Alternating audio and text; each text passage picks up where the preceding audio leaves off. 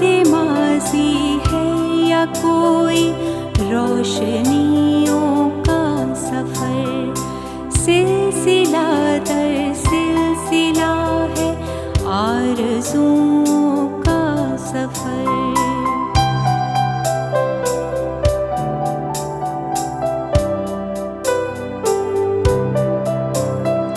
कितने मौसम आए ठहरे और पुकारे चल दिए, छोड़ कर तन्हा हमें किसके सहारे चल दिए।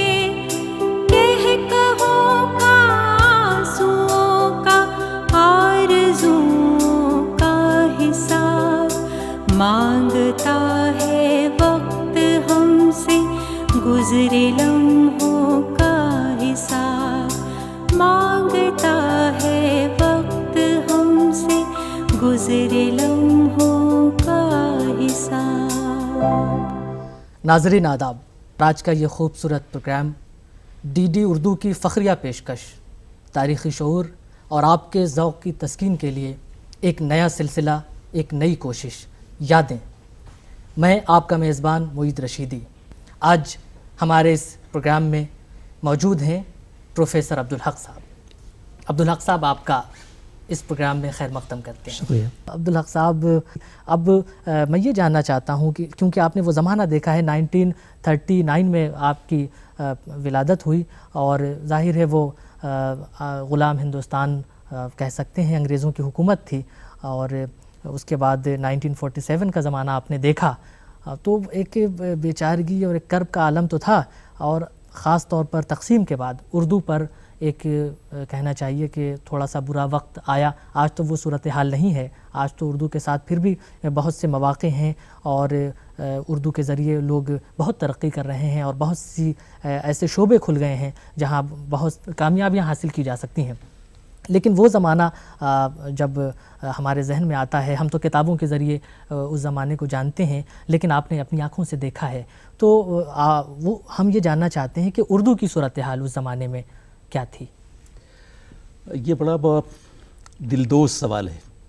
ज़ाहिर कि आज़ादी के बाद एक आबादियों के बिखरने और टूटने का जो सिलसिला शुरू हुआ, तो उसका असर उर्दू पे भी पड़ा। बिल्कुल। आप अंदाज़ा लगाएं कि उस ज़माने में जब मैं आया हूँ, उससे कुछ ही दिनों पहले, बल्कि कुछ सालों पहले, ये दिल्ली को फ़ख्र जाता है, और ख़ास तौर से दिल्ली यूनिवर्सिटी को फ़ख्र जाता है कि यहाँ उर्दू डिपार्टमेंट कायम था। यानी अलीगढ़ के बाद ये यूनिवर्सिटी उर्दू की तदरीस में, बल्कि उर्दू ही नहीं, उर्दू, फ़ारसी और अरबी, ये तीनों शोबे मुश्तरक थे। 1958 में फ़ारूक़ी साहब ने कोशिश करके, और ज़ाहिर कि ये उनकी ज़ाती कोशिश का नतीजा था कि उन्होंने मौलाना आज़ाद और पंडित नेहरू से मदद लेकर के उर्दू के शोबे को फ़ारसी और अरबी शोबे से अलग कराया। 3 अलग अलग शोबे जी। और इसमें आप ये देखिए कि हिकमत अमली उर्दू का ताल्लुक़ तो ठीक है ज़ुबान की हद तक, लिसान की हद तक और तहज़ीब की हद तक उर्दू फ़ारसी से है, लेकिन उर्दू जदीद ज़ुबानों के ज़ैल में आती है। उर्दू का इन क्लासिकी ज़ुबानों से उतना गहरा रब्त नहीं है जितना कि जदीद ज़ुबानों से है। तो फ़ारूक़ी साहब ने शोबे को, और उसमें एक पहलू ये भी था कि जब शोबा अलग होगा तो अपनी तरक्की की राहें वो ख़ुद तलाश करेगा। बिल्कुल। चुनांचे उन्होंने 1958 में दिल्ली यूनिवर्सिटी में उर्दू डिपार्टमेंट का क़याम बहैसियत एक अलग से शोबे उर्दू के तौर पर किया। उसके बाद डिपार्टमेंट में फलना फूलना शुरू किया। जब मैं 1965 में आया तो वो ज़ाहिर है कि उर्दू शोबा ख़ासा तरक्की कर चुका था, और ख़ासा ही नहीं बल्कि उस ज़माने में तो इतने अफराद जो शोबे के कारकुनान में से थे, इतने असातिज़ा किसी और शोबे में नहीं थे। हिंदुस्तान की किसी यूनिवर्सिटी के शोबे में ये सबसे बड़ा शोबा जी। और आप इससे अंदाज़ा लगाएं कि 1963 में मुल्क का पहला वज़ीर आज़म यानी पंडित जवाहरलाल नेहरू शोबे उर्दू में तशरीफ़ लाते हैं। ये आज तक शायद ही किसी उर्दू के शोबे को या बहुत से शोबों को ये एजाज़ नहीं मिला। और मैं आपसे अर्ज़ करूँ कि 1967 में सर्वपल्ली डॉक्टर राधा कृष्णन डिपार्टमेंट तशरीफ़ लाए। ये वो लम्हात है, और जाहिर है कि इसके बाद ज़ाकिर साहब भी डिपार्टमेंट बहैसियत सदर के डिपार्टमेंट की एक तकरीब में वो भी आए। तो ये अच्छा, इसको भी छोड़िए, जब मैं गोरखपुर में रिसर्च कर रहा था तो ये उर्दू अखबारों में ख़बर आई کہ امریکہ کے صدر ایزن ہاور ہندوستان تشریف لائے تھے اور ان کو وہ پنڈت نہرو نے اعزازی ڈگری کا اعلان کیا اور دہلی یونیورسٹی نے ان کو اعزازی ڈگری دی. جی. اس موقع پر پروفیسر خواجہ احمد فاروقی نے شعبے کی ایک کتاب جو تذکرہ سرور کے نام سے ہے اس کا ایک نسخہ ان کو پیش کیا. اب امریکہ کے صدر کو اردو کی ایک کتاب کا پیش کیا جانا پورے ہندوستان کے لیے ایک خبر تھی. بالکل. جو اور نمایاں طور پر چھپی تو ہم لوگوں کو بھی حیرت ہوئی کہ گورکھپور میں چلیے اردو تو کبھی ہندوستان میں ہے اور اس آن بان سے ہے کہ امریکہ کے صدر کو اردو کی کتاب کا ایک نسخہ پیش کیا جا رہا ہے. ظاہری کے فاروقی صاحب تھے. تو اب آپ اندازہ لگائیں کہ اس رونق نشینی نے یا یوں کہیے کہ اس دل فریبی نے ہم سبھی لوگوں کو متاثر کیا. خواجہ احمد فاروقی نے پنڈت نہرو کو مدعو کیا, ڈپارٹمنٹ تشریف آئے ڈاکٹر رادھا کرشنن اور ڈاکٹر ذاکر حسین. اچھا یہی نہیں بلکہ پوری یونیورسٹی میں شعبہ اردو کا جو نام و مقام تھا وہ سائنس کے لوگ بھی حاصل نہ کر سکے اور اسی وجہ سے خواجہ احمد فاروقی جو ہے وہ کبھی کبھی محسود ہوتے تھے, یہ باعث رشک بنتے تھے. اور علمی سطح پہ ابھی آپ نے ذکر کیا کہ خواجہ احمد فاروقی کی ذات گرامی تھی کہ جس نے شعبے کو ایک ایسا یونٹ دیا جو ہندوستان کے کسی شعبے کو حاصل نہیں تھا. انہوں نے ایک پبلیکیشن یونٹ قائم کیا اور وہ پبلیکیشن یونٹ باقی رہا. اتنے کام کیے کہ اب تک آپ اندازہ لگائیں کہ ان کے زمانے تک تقریباً 60 سے زیادہ کتابیں شائع ہو چکی تھیں, جس میں کلاس کی متون بھی تھے, لغات بھی تھے اور یہ تذکرے بھی تھے. اور عہد غالب ہمارے ڈپارٹمنٹ کا ایک خاص وصف رہا ہے کہ غالب اور عہد غالب پر خصوصی مطالعے کا. بالکل. اور آپ وہ سن کے یہ بھی خوش ہوں گے کہ میرے آنے کے بعد ڈپارٹمنٹ کی فضا جو بدلی تو اقبالیات کو بھی یہاں اس زمانے تک اقبال کو ذرا بوجوہ زیادہ ترجیح نہیں دی جاتی تھی, لیکن فاروقی صاحب نے مجھے پروموٹ کیا اور پروموٹ کرنے کے ساتھ ساتھ انہوں نے یہ بھی کہا کہ اقبال شناسی کو آپ اثر نو یہاں دہرائیں. چنانچہ اب آپ کو اندازہ ہے کہ تقریباً 18 تحقیقی مقالے دہلی یونیورسٹی میں علامہ اقبال میں لکھے گئے. یہ ہندوستان کی کسی یونیورسٹی کے کسی شعبے کو یہ اعزاز نہیں حاصل ہے. اور آپ اندازہ لگائیں کہ 1968 میں خواجہ احمد فاروقی نے مخطوطہ شناسی کا کورس شروع کیا اور جو آج تک ہندوستان پاکستان کی کسی یونیورسٹی میں اردو کے سلسلے میں نہیں پڑھایا جاتا ہے. یہ ان کا کارنامہ ہے. اور پھر مزید یہ کہ آپ یہ دیکھیے کہ 1967 میں خواجہ احمد فاروقی پرنس مفخم جا یعنی نظام حیدرآباد کے وارث کو بلا کے لاتے ہیں. نظام لیکچر کا اہتمام کیا, نظام خطبات کا اہتمام کیا, جس میں ڈاکٹر رادھا کرشنن تشریف لائے تھے. بڑی شخصیات. تو پرنس مفخم جا اس دیکھا کہ ہاں کیا نظام حیدرآباد ہو سکتے ہیں, ان کے ورثہ کیا ہو سکتے ہیں اور کیا وہ ہٹو بچو کا کیا سلسلہ ہو سکتا ہے. یہ وہ چیزیں تھیں کہ جو اردو شعبے نے دیا اور اس سے متاثر کیا. نتیجہ ہے کہ اس کی وجہ سے اب ہمارے اساتذہ بھی بڑے فعال رہتے تھے. اب ظاہر ہے کہ پروفیسر قمر رئیس ہوں یا ظہیر احمد صدیقی ہوں, ظاہر ہے پھر تو یہاں سے یادوں کا ایک سلسلہ شروع ہو جاتا ہے. ان لوگوں سے ایک جو یادیں ہی نہیں بلکہ ان کی جو خوشگوار صحبتیں اور رفاقتیں حاصل تھیں. بالکل. کہ انہوں نے ظاہر کے شعبے میں سب سے کم عمر میں داخل ہوا تو سب کی شفقتیں بھی تھیں, سب کی عنایتیں بھی تھیں اور سب کی تربیت بھی تھی. بلکہ آپ کو بتائیں کہ پروفیسر ظہیر احمد صدیقی صاحب چونکہ اب دو فضل الحق اور عبد الحق اکٹھا ہو گئے تھے اور یہ دونوں گورکھپور سے آئے تھے تو ہم لوگوں کو وہ حقوقی کہا کرتے تھے. اچھا. شعبے کے بیشتر ساتھی کہتے ہیں یہ حقوق کہاں ہیں, فضل الحق مرحوم اور عبد الحق. تو یہ ان کی دل نوازیاں تھیں. صحیح. اور ساتھ ہی ساتھ آپ سے عرض کروں کہ یہاں پروفیسر قمر رئیس بھی شاعر, ڈاکٹر مغودی الدین فریدی بھی شاعر, ظہیر احمد صدیقی بھی شاعر. تو یہ شعراء کا شعراء کی ایک تسلیس یعنی 3 زاویے موجود تھے. تو کبھی کبھی شعبے میں کبھی اکثر شعبے سے باہر شعر کی محفلیں بھی آباد ہوتی. اچھا ہم سب لوگ تقریباً ماڈل ٹاؤن میں رہتے تھے. ماڈل ٹاؤن میں بلکہ ایک پوری بستی آباد ہو گئی تھی اور اس زمانے میں یونیورسٹی کے بیشتر اساتذہ ماڈل ٹاؤن میں رہتے تھے. تو یہ باہم مل بیٹھتے تھے اور شام کو ایک معمول تھا کہ ماڈل ٹاؤن میں ہم سب لوگ ٹہلتے بھی تھے. اب اس کی نتیجہ بھی ہوتا تھا کہ شام کو ماڈل ٹاؤن کی پوری فضا یونیورسٹی کے اساتذہ سے گونجتی تھی.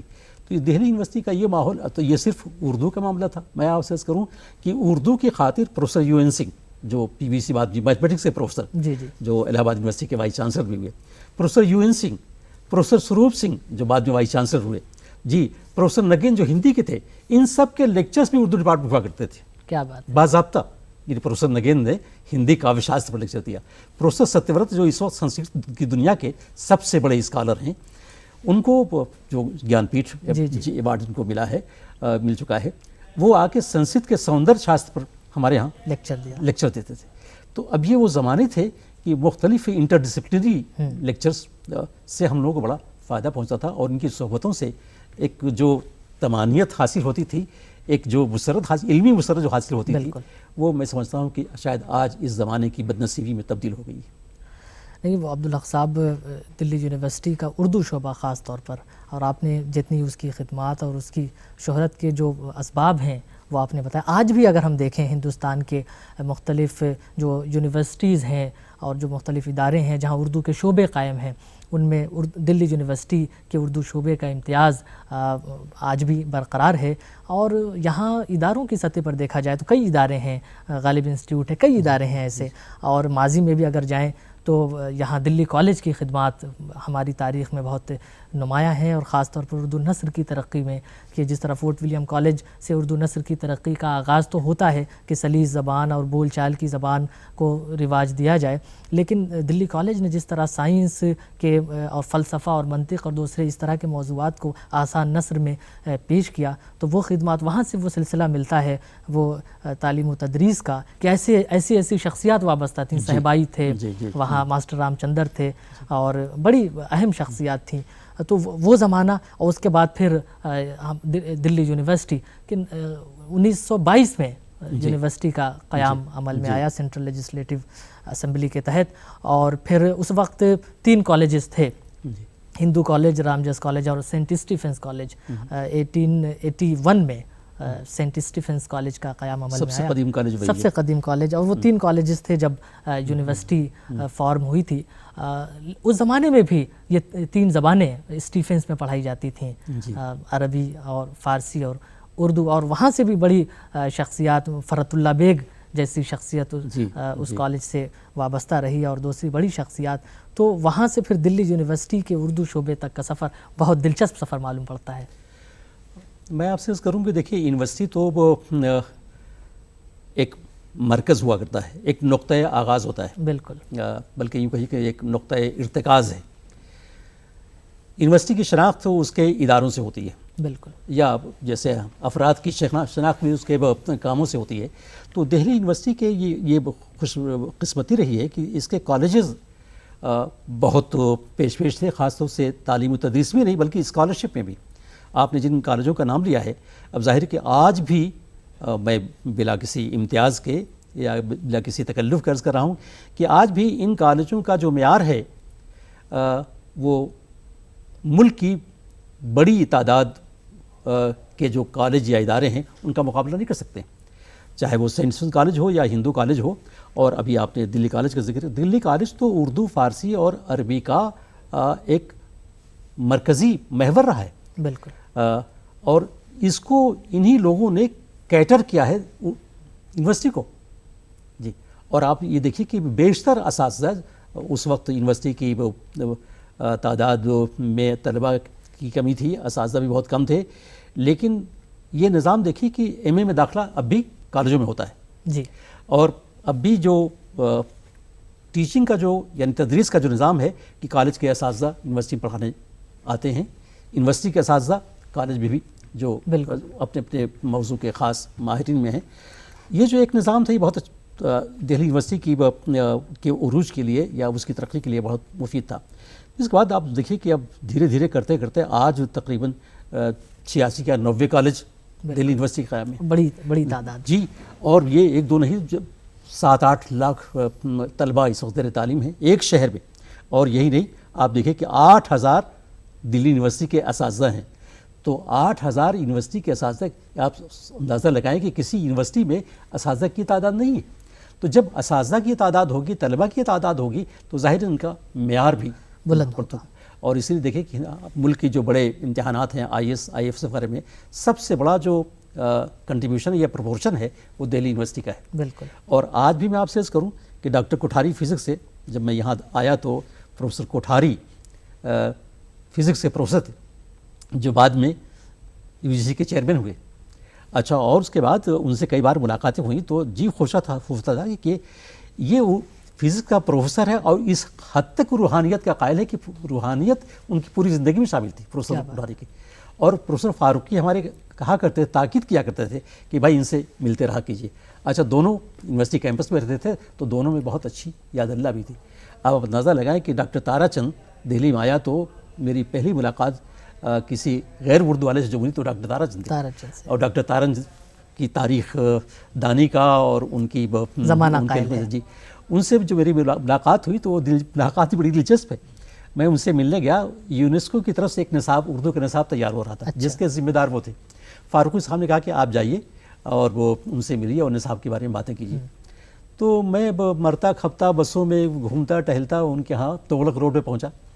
تغلق روڈ پر اس زمانے کا قیام سے کہ MP تھے, راج سبھا کے ممبر بھی تھے. اچھا وہاں ان کا قیام تھا. ملے تو دیکھا کہ ایک بزرگ سے شخص اور وہ بہت اچھا کرتا اور بہت اچھی سفید دھوتی پہنے ہوئے, ظاہر کے رہنے والے الہ آباد بنارس کے تھے تو وہی بدباش طریقہ. اب وہ جب ان کو یہ معلوم ہے کہ میں نے اقبال پہ کام کیا ہے تو بہت اچھل پڑے اور کہا تو پھر آپ کے ساتھ باتیں ہوں گی. تو اب چائے نہیں, ایک پیالی نہیں, 2 پیالی 3 پیالی, پر اقبال کے بارے میں گفتگو کرتے رہے. تو یہ لگا کہ تاریخ کا ایک استاد جو ہے وہ علامہ اقبال سے اس قدر متاثر ہے اور جاننا چاہتا ہے. انہوں نے کہا کہ اقبال نے جو ہندوستان کے بارے میں کہا کہ میر عرب کو آئی ٹھنڈی ہوا جہاں سے, اس کے بارے میں کیا خیال ہے؟ میں نے کہا تھا یہ اقبال نے اپنی نظم عقیدت کے طور پر پیش کیا ہے یا وہ یہ تاریخ کا حصہ نہیں ہے, ایک ضعیف حدیث ہے. تو انہوں نے کہا کہ ضعیف حدیث کیوں ہے؟ میں نے کہا کہ اس لیے کہ یہ مولانا نبیل گرامی نے یہ لکھ دیا ہے اور یہ بھی کہا ہے کہ یہ اس کے ماخذ جو ہیں وہ ضعیف ہیں. تو اب اس زمانے کے دہلی اور نواح دہلی یا دہلی سے متعلق جو لوگ ہیں وہ تو میں سمجھتا ہوں کہ شاید آج تک ہم ان کا متبادل نہیں پیدا کر سکے. پروفیسر آلک فزکس سے پروفیسر ہوا کرتے تھے. اب آپ اندازہ لگائیں کہ پروفیسر نگیندر جی, ہسٹری کے professor R S Sharma, ancient history کے پروفیسر آر ایس شرما جو پٹنہ یونیورسٹی سے آئے. اچھا ان سے چونکہ اکثر وہ بےحد ہمیشہ مہربان کے طور پر, اور کرتے اور دھوتی میں اتنا اچھا شخص میں نے کبھی, دراز قد ظاہر 6 فٹ کے, لیکن اسکالرشپ میں جب ان کے لیکچرز ہوتے تھے تو ہم اردو والے جا کے ان کے لیکچر میں شریک ہوتے, اساتذہ شریک ہوتے تھے. جی یہ صورت تھی. پروفیسر ستورت کے لیکچر میں یہ تاکید ہوتی تھی کہ ہم لوگ جا کر کے ان کے لیکچر میں شریک ہوں.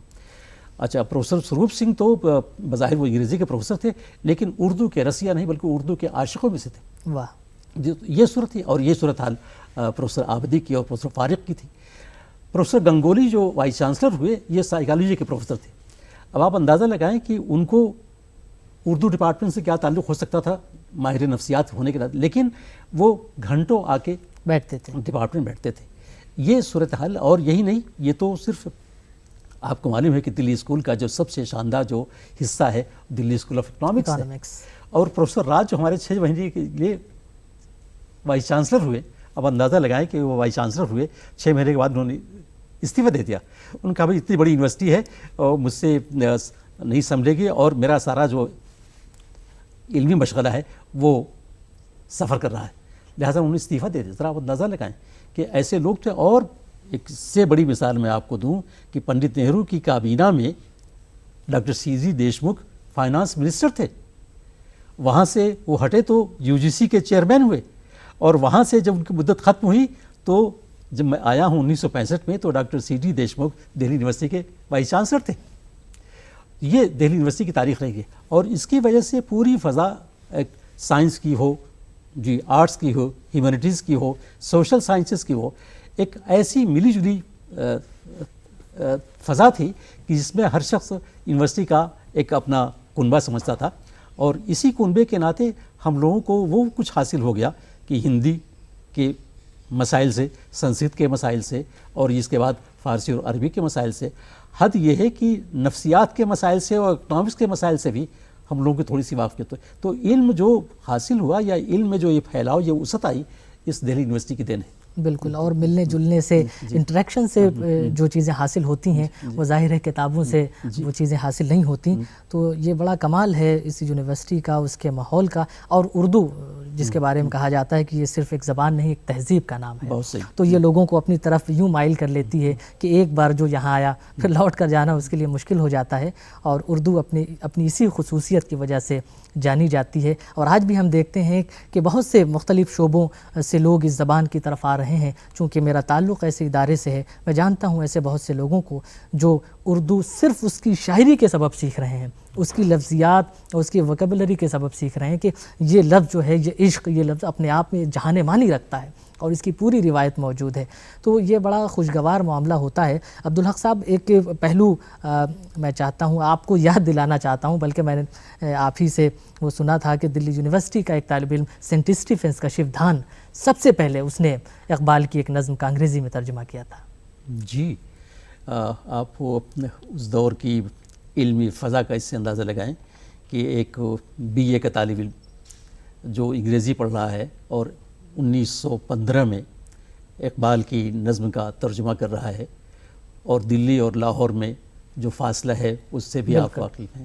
اور شیودھان ظاہر ہے کہ اردو کا طالب علم نہیں ہے، لیکن یہ جو میں ابھی آپ ذکر کر رہا تھا کہ جو ملٹی ڈسپلنری جو معلومات تھی، جو تعلیم کا جو سلسلہ تھا، جی، یہ اس کا فیض ہے. بالکل.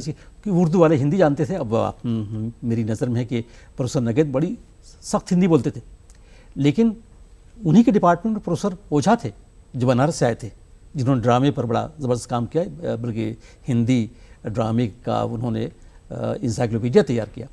وہ بڑی نفیس اردو بولتے تھے. ساوتری سنہا تھی، بڑی نفیس اردو بولتی تھی، اور ابھی بھی موجود ہیں.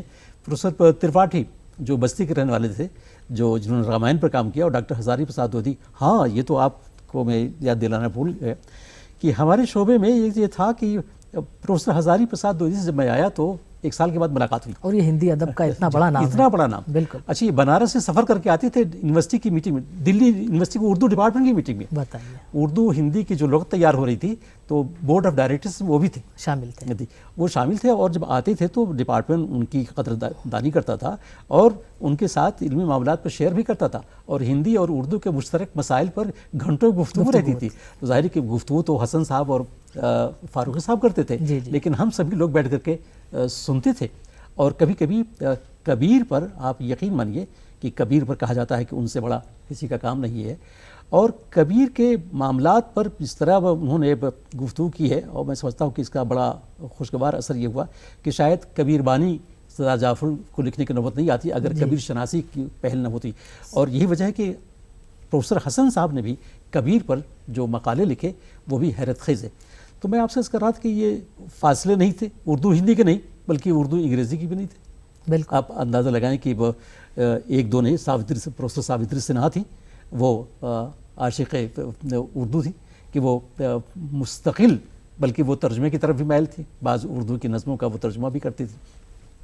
تو یہ ایک ایسی ادبی فضا تھی کہ جس کا کہ ہمیں آج کے دور میں سوائے کہ یہ کہہ لیں کہ ہاں یاد ماضی ہے، یا بلکہ میں تو کہوں کہ یہ علم کے وہ دفینے تھے، بالکل، جو سینوں میں محفوظ تھے، اور جس کو بڑی فراخ دلی سے وہ اساتذہ ایک دوسرے میں منتقل بھی کرتے تھے.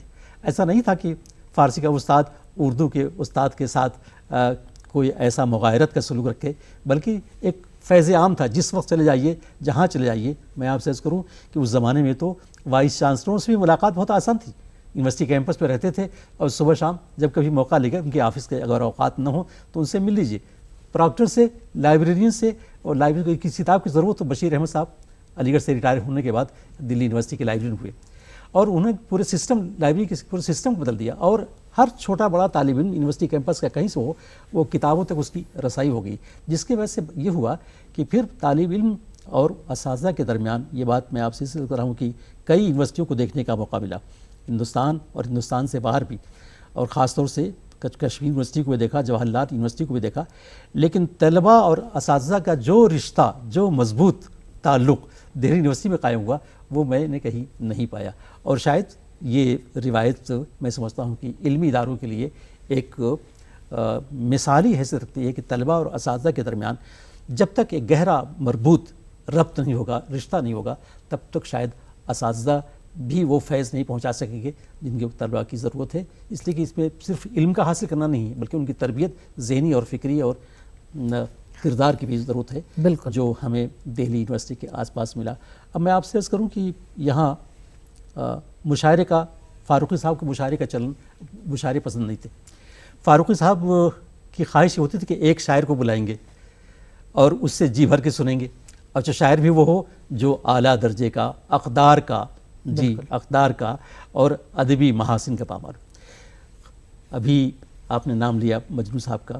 جوش ملیح آبادی بھی ہندوستان سے ہجرت کر کے پاکستان چلے گئے تھے، لیکن پاکستان سے جب آئے ہندوستان تو فاروقی صاحب نے ان پر ڈول ڈالا اور یہ کہا کہ آپ کو شعبے میں بھی آنا ہے.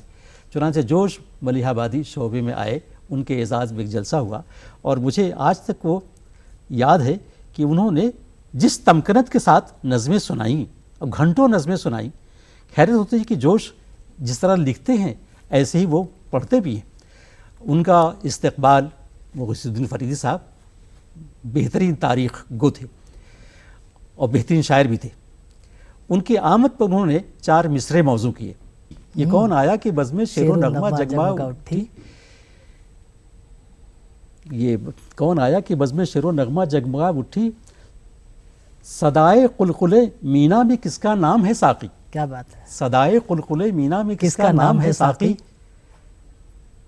درے میخانہ سے کہتی ہوئی آخر صبا گزری، درے میخانہ سے کہتی ہوئی آخر صبا گزری کہ یہ اپنی صدی کا حافظ و خیام ہے ساقی. کیا کہنے ہیں، کیا کہنے. یہ کہہ کر کے اب جوش صاحب نے جب یہ قطعہ سنا تو وہ مچل گئے. ان کا پھر پڑھیے، تو فریدی صاحب نے پھر پڑھا.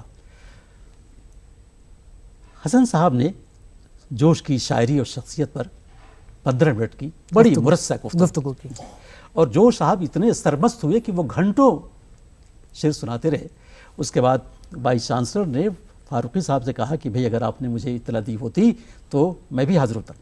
جی. اور سروپ صاحب کو اس کی اطلاع نہیں ہو پائی.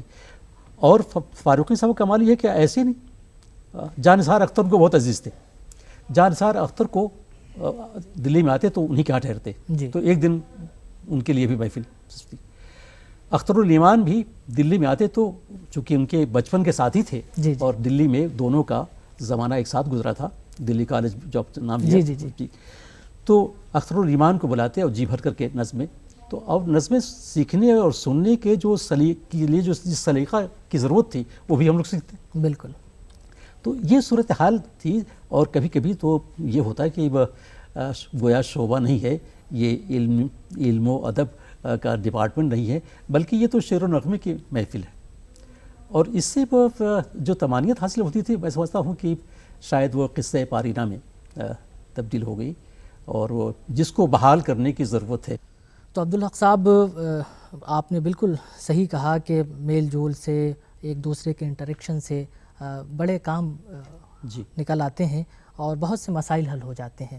اور جس طرح چراغ سے چراغ جلتا ہے اس طرح یادوں سے یادیں روشن ہوتی جاتی ہیں، اور یادیں زندگی کو حوصلہ بھی بخشتی ہیں اور آئندہ کے لیے راہیں بھی روشن کرتی ہیں. یادوں کے بغیر ہماری زندگی نامکمل ہے. تو عبدالحق صاحب، آپ نے اتنی اچھی گفتگو کی، ہماری اسٹوڈیو تشریف لائے، ہم آپ کے بے حد ممنون ہیں. بھاگ چلوں یادوں کے زنداں سے اکثر سوچا، لیکن جب بھی قصد کیا تو دیکھا اونچی ہے دیوار بہت. تو یہ تھے مشہور ماہر اقبالیات، سابق صدر شعبہ Urdu Delhi university, professor emeritus Abdul Haq صاحب. آپ نے بہت قیمتی باتیں کی. چونکہ وقت ہو چکا ہے اس لیے اب اپنے میزبان معید رشیدی کو دیجیے اجازت. پھر ملیں گے آئندہ ہفتے ایک نئی شخصیت اور اس سے جڑی کچھ الگ، قیمتی، دلچسپ، خوبصورت، بامانی اور رنگا رنگ یادوں کے ساتھ. یاد ماضی ہے یا کوئی روشنیوں کا سفر، سلسلہ در سلسلہ ہے آرزوؤں کا سفر.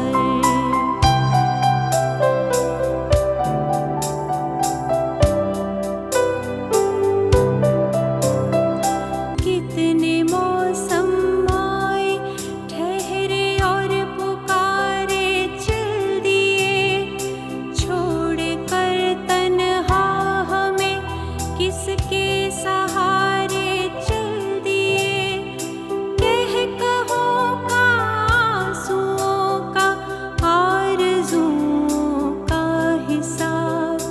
مانگتا ہے وقت ہم سے گزرے لمحے